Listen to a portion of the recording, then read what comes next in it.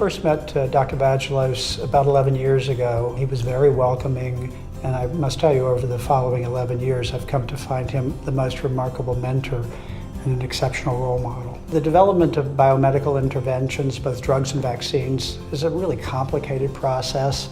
It takes years of development, millions or hundreds of millions of dollars. And often, things that look promising at the very beginning turn out not to be successful. One of the things about Dr. Vagelos' career at Merck and then subsequently in his involvement at Regeneron has been this remarkable success rate that they've had. During his time at Merck, countless new vaccines were developed, remarkable new drugs. Well, global health, of course, is terribly important to everyone in the world, and there are two aspects where our company, Merck, was able to make major contributions. When he was leading Merck back in the 1980s, they were in the process of developing an anti-parasitic drug called ivermectin, and they came to realize that it was highly effective against a disease not seen in the United States or in the Western world.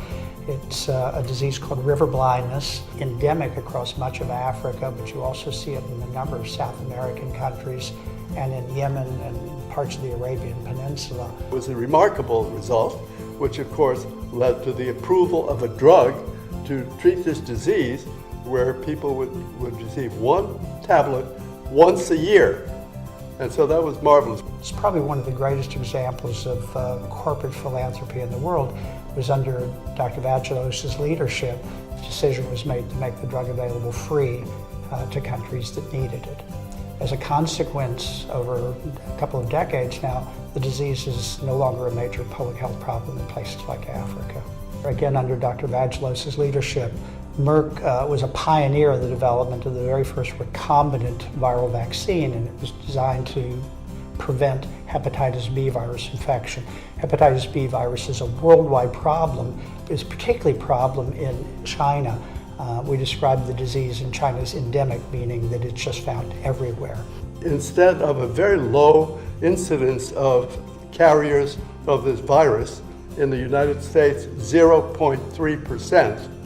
The incidence in China was 9%. And long-term carriers of this virus could end up with chronic liver disease, liver cirrhosis, and even liver cancer. We wanted them to have the vaccine.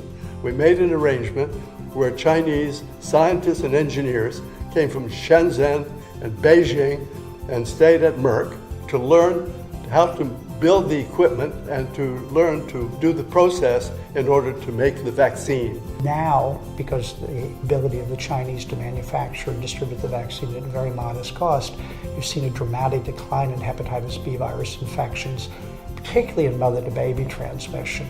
And so another remarkable example of corporate philanthropy led by Dr. Vagelos. As CEO of Merck, he showed the same kind of dedication to humankind that he's shown us at Columbia, where he's helped us eliminate student loans and to make major investments in education.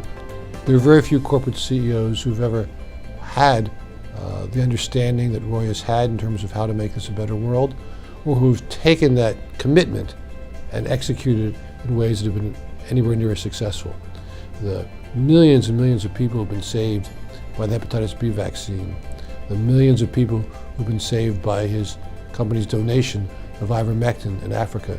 Those are things you rarely, if ever, see from corporate CEOs. That's why it's such a privilege to be able to honor him. I've met over my career a lot of remarkable people. I mean, Columbia is particularly enriched, but I've worked in a lot of places. But there's something about Roy that's a bit different. He's somebody who clearly has an outstanding mind. He's an extremely sharp mind, but he's got a very generous heart.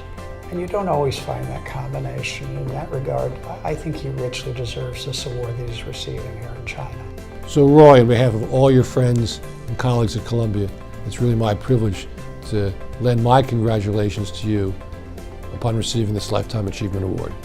Congratulations. I'd like to thank everyone here for this wonderful award, the Shenzhen World Health Forum Award, for the achievements that I've had with my colleagues at the Merck Pharmaceutical Company.